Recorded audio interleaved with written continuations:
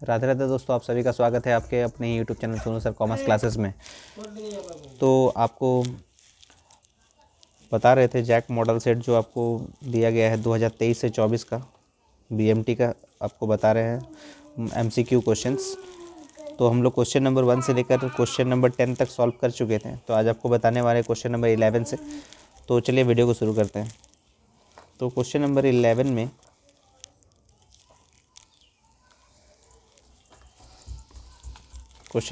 में आपको दिया गया है कि इफ़ ये डिटर्मिनेंट में दिया हुआ है x833 इक्वल्स टू 0। तो x का मान ये 2 रो 2 में दिया हुआ है, मतलब 2 इंटू 2 में दिया हुआ है आपको 2 क्रॉस 2 यानी 2 कॉलम 2 रो में आपको दिया गया है। तो ये हम लोग बता रहे हैं, ये हम लोग सॉल्व कर रहे हैं बीएमटी का जैक मॉडल सेट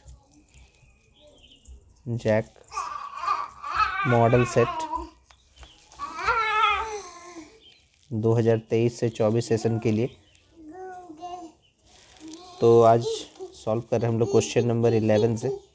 तो क्वेश्चन नंबर 11 में आपको दिया गया है कि x8 और 3 दिया हुआ है, इक्वल्स टू दिया हुआ है 0। तो यहाँ पर x का मान क्या होगा वो हम लोग को फाइंड आउट करना है, यानी x का वैल्यू क्या होगा वो फाइंड आउट करना है हम लोग को। तो यहाँ पर ये जो सवाल दिया गया है ये 2 क्रॉस 2 में दिया हुआ है, 2 रो और 2 कॉलम में दिया हुआ है, 2 रो 2 कॉलम में दिया हुआ है। तो इसको हम लोग x का वैल्यू अगर निकालना है तो क्रॉस मल्टीप्लाई करना होगा। x को 3 से मल्टीप्लाई करेंगे तो क्या हो जाएगा, x इंटू 3 मतलब 3x, बीच में फिर माइनस होता है। 3 को 8 से मल्टीप्लाई करेंगे तो 24 होता है, इक्वल्स टू 0। तो 3x इक्वल्स टू 0 प्लस 24 मतलब 24 हो जाएगा। तो x का वैल्यू जो होगा वो 24 डिवाइड बाई 3 मतलब क्या हो जाएगा, 8 हो जाएगा। ठीक है, तो इसलिए x का जो आंसर होगा वो 8 होगा। तो x का वैल्यू आ चुका है हम लोग का 8। तो देखते हैं क्वेश्चन नंबर 11 का कौन सा ऑप्शन मैच कर रहा है। तो क्वेश्चन नंबर 11 में आपका ऑप्शन जो है वो सी मैच कर रहा है। तो ऑप्शन सी जो है वो करेक्ट हो जाएगा, ऑप्शन सी। अब देखते हैं हम लोग क्वेश्चन नंबर 12 का। तो क्वेश्चन नंबर 12 में आपको दिया हुआ है कि डिटर्मिनेंट का आपको वैल्यू दिया हुआ है, यहाँ पर x है 18 है, 2 फिर x लिखा हुआ है इक्वल्स टू, ये आपको दिया हुआ है 6 18 2 और 6 दिया हुआ है। तो आपको x का वैल्यू क्या होगा वो आपको फाइंड आउट करना है यहाँ पर। तो चलिए इसको सॉल्व करते हैं। तो x को क्रॉस मल्टीप्लाई करते हैं, x को x से मल्टीप्लाई करेंगे तो x स्क्वायर होता है, फिर माइनस होता है। 18 को अगर 2 से मल्टीप्लाई करेंगे तो 36 होता है, इक्वल्स टू, वैसे ही हम लोग 6 को 6 से मल्टीप्लाई करेंगे तो 36 होता है, माइनस 18 को अगर 2 से मल्टीप्लाई करेंगे तो 36 होता है। तो यहाँ पर आप लिखेंगे X square minus 36 equals to 0। तो एक्स स्क्वायर इक्वल्स टू, ये माइनस में था प्लस में आ जाएगा 36। तो एक्स का वैल्यू हो जाएगा, एक्स का वैल्यू पूछा है तो यहाँ एक्स स्क्वायर है तो ये क्या हो जाएगा, रूट अंडर 36 हो जाएगा। ठीक है ना। तो एक्स का जो वैल्यू होगा वो क्या होगा, प्लस माइनस 6 जो 36 होता है, तो प्लस माइनस 6 आपका आंसर हो जाएगा। तो देखिए कौन सा ऑप्शन से मैच कर रहा है। क्वेश्चन नंबर 12 जो है ऑप्शन बी से मैच कर रहा है, तो आपका ऑप्शन बी करेक्ट हो जाएगा, option B is the correct answer. उसके बाद देखते हैं क्वेश्चन नंबर 13 में। क्वेश्चन नंबर 13 में लिखा हुआ है कि in a row matrix the number of row is, question number 13। Row matrix का मतलब यहाँ पर आपको इस टाइप से मान लीजिए अगर लिखा रहता है ए बी सी, तो रो मैट्रिक्स यानी रो कितना है, एक ही रो है। ठीक है, वैसे ही आपका डिजिट भी आपको दे सकता था कि 1 फिर लिखा हुआ है 2 फिर लिखा है 3। तो ये रो मैट्रिक्स में कितना रो होता है, एक ही रो होता है। तो इसलिए आपका ऑप्शन जो है 1 होगा। तो यहाँ पर जो है आंसर ए मैच कर रहा है, तो इसलिए option A is the correct answer. यानी क्या हो जाएगा इसका, क्वेश्चन नंबर 13 का एक, यानी जो रो दिया हुआ है वो क्या है, यानी फर्स्ट रो है ये सब। ठीक है, तो रो कितना है, एक है। तो इसलिए आपका ऑप्शन ए सही हो जाएगा यहाँ पर एक। आगे देखते हैं हम लोग क्वेश्चन नंबर 14। तो क्वेश्चन नंबर 14 में आपको दिया गया है, क्वेश्चन नंबर 14 में लिखा हुआ है कि इफ़ ए इक्वल्स टू, ये मैट्रिसेस का सवाल है, 4 2 1 3, तो बोला गया है कि ए स्क्वायर का वैल्यू क्या होगा, यानी ए स्क्वायर क्या होगा। क्वेश्चन नंबर 14 में आपको पूछा गया है ए स्क्वायर। तो ए स्क्वायर का मतलब ए इंटू ए, तो ए स्क्वायर आपको निकालना है, मतलब ए इंटू ए। तो ए का वैल्यू है 4 2 1 3, और यहाँ पर आपको ए स्क्वायर जो है वो लिखेंगे 4 2 1 3। तो यहाँ पर आपको मल्टीप्लाई करना है, यानी रो और कॉलम को हम लोग मल्टीप्लाई करते हैं, रो और कॉलम को, रो इंटू कॉलम। तो यहाँ जैसे आपको दिया गया है, फर्स्ट रो अगर हम लोग बात करें तो 4 और 1 है, और फर्स्ट कॉलम का 4 और 2 है, यानी रो को कॉलम से अगर मल्टीप्लाई करते हैं तो यहाँ पर हो जाएगा 4 इंटू 4। ये पहला 4 को पहला 4 से मल्टीप्लाई किया और प्लस का साइन देंगे, और 1 इंटू 2, फिर बीच में क्या रहेगा, गैप। फिर 4 और 1, यानी रो को फिर कॉलम से आपको मल्टीप्लाई करना है, तो 4 को 1 से मल्टीप्लाई करेंगे, तो 4 इंटू 1 प्लस 1 इंटू 3। उसी तरह से आपको जो सेकेंड रो दिया हुआ है उसको फर्स्ट कॉलम से मल्टीप्लाई करना होगा, यानी 2 को 4 से मल्टीप्लाई करेंगे, तो 2 इंटू 4 प्लस 3 इंटू 2। और उसके बाद फिर से सेकेंड रो को आपको सेकेंड कॉलम से मल्टीप्लाई करना होगा, तो 2 को 1 से मल्टीप्लाई करेंगे, यानी 2 इंटू 1 प्लस 3 इंटू 3।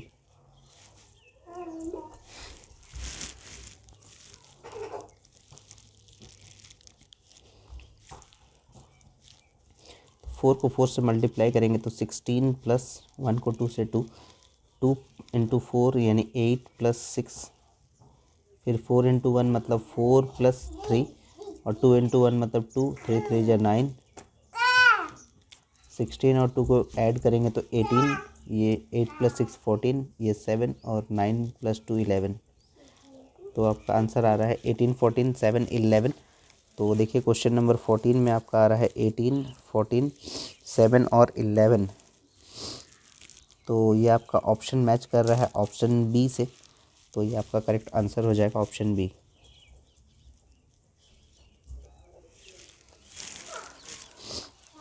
उसके बाद दिया हुआ है क्वेश्चन नंबर 15 में a माइनस बी आपको फाइंड आउट करना है, a और b को माइनस करना है।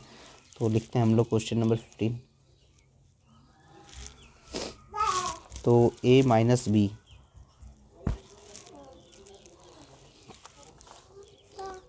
तो a का वैल्यू दिया हुआ है 2 4 3 5,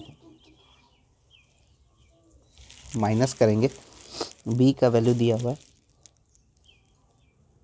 -1 -4 -3 -5।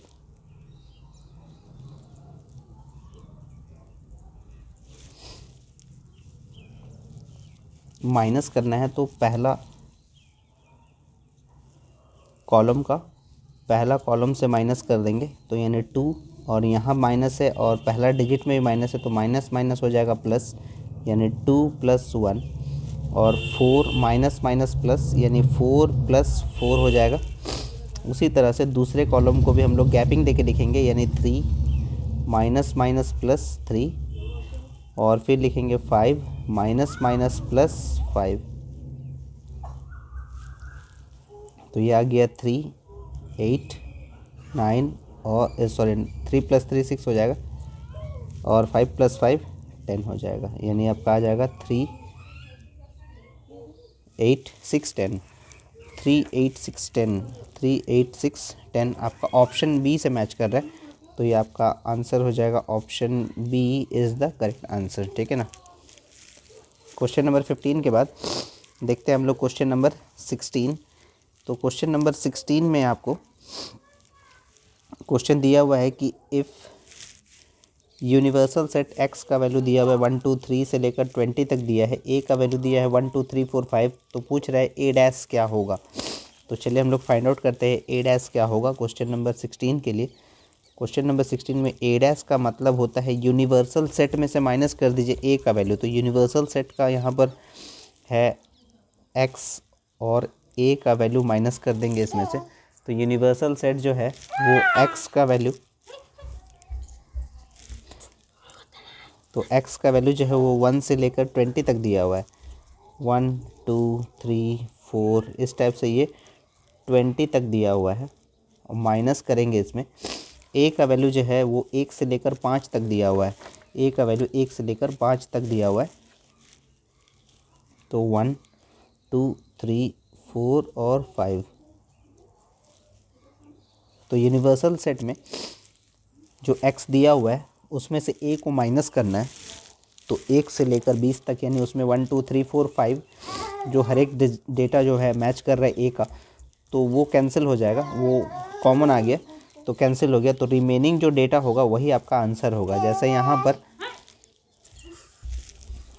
5 के बाद क्या है 6 7 8 9 10 सो ऑन, इस टाइप से 20 तक जो आपका वैल्यू होगा वही आपका आंसर हो जाएगा। ठीक है ना। तो देखते हैं कौन सा ऑप्शन मैच कर रहा है। ए डैश का मतलब तो समझ में आ गया सबको। तो यहाँ पर देखिए आपको दिया हुआ है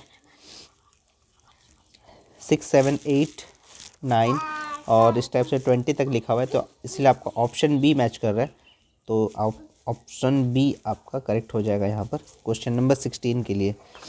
आगे देखते हैं हम लोग क्वेश्चन नंबर 17 का। तो question number 17 BMT model set हम लोग सॉल्व कर रहे हैं। क्वेश्चन नंबर 17 का, null set is a dash of all set. ठीक है। तो नल सेट जो है वो बोल रहा है कि यहाँ पर क्या होता है, सभी समुच्चय का यानी रिक्त समुच्चय, सभी समुच्चय का डैश है। तो वो क्या है, उप समुच्चय है यानी सबसेट है। तो 17 का ऑप्शन बी हो जाएगा इसका आंसर। ठीक है ना, कि null set is a subset of all set. Question number 18,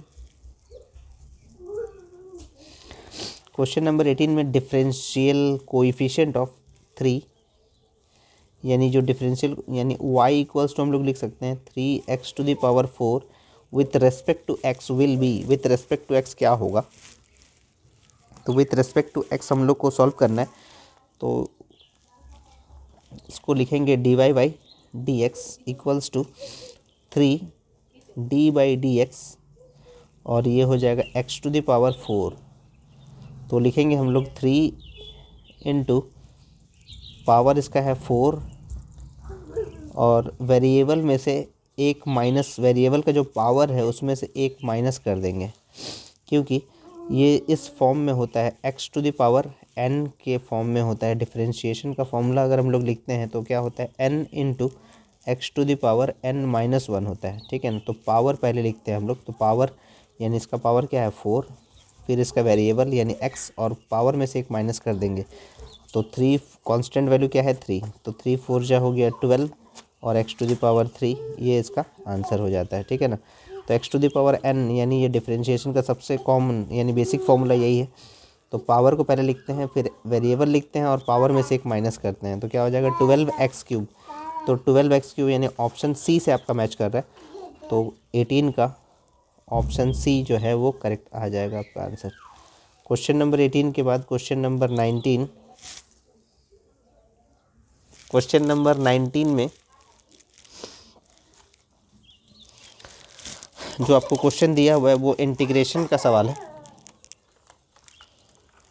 तो इंटीग्रेशन का जो सवाल दिया हुआ है ये वो लिखा हुआ है कि 2x+3 का पूरा पावर है 5 और ये dx, तो इसका वैल्यू क्या होगा वो आपको फाइंड आउट करना है। ठीक है ना।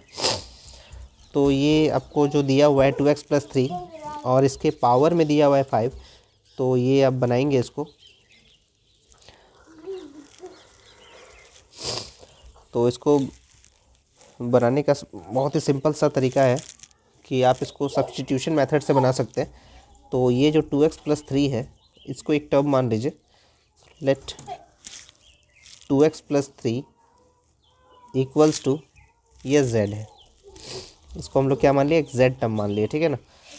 तो इसको हम लोग क्या करेंगे डिफरेंशिएट करेंगे, डिफरेंशिएट बोथ साइड। तो डिफ्रेंशिएट अगर करेंगे इसका 2x+3 का विथ रिस्पेक्ट टू dx यानी 2x+3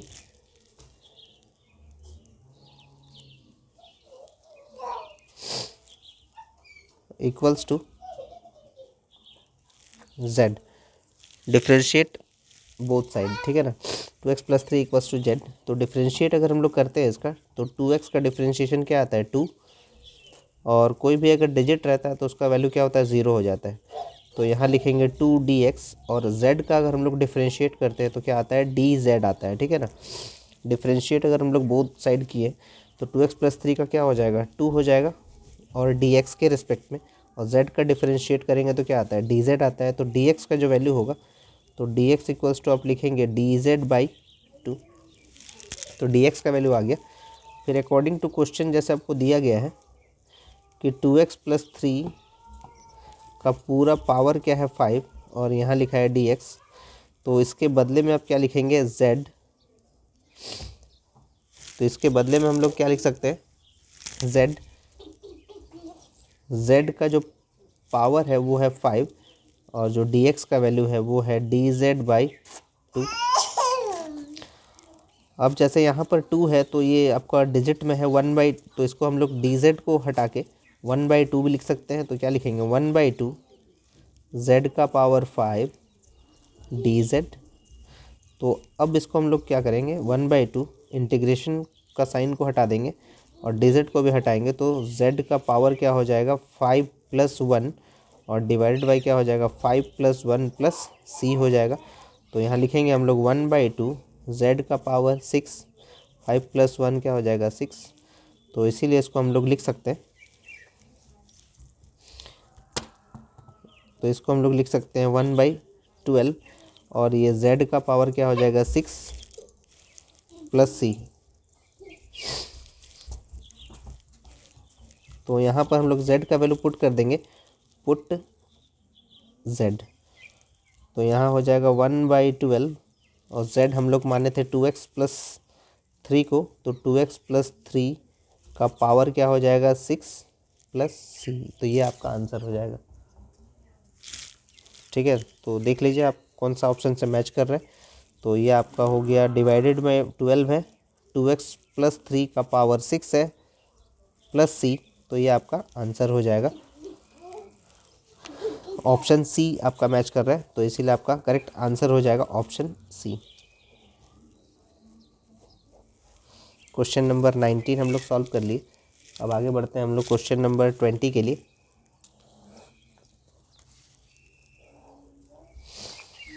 question number 20, question number 20, question number 9, अच्छा क्वेश्चन नंबर ये आपका 19 जो है, ये हम लोग इसको क्वेश्चन नंबर 20 देख लेते हैं। तो ये आपका क्वेश्चन नंबर 20 है। अभी हम लोग सॉल्व कर लेते हैं क्वेश्चन नंबर 19 को।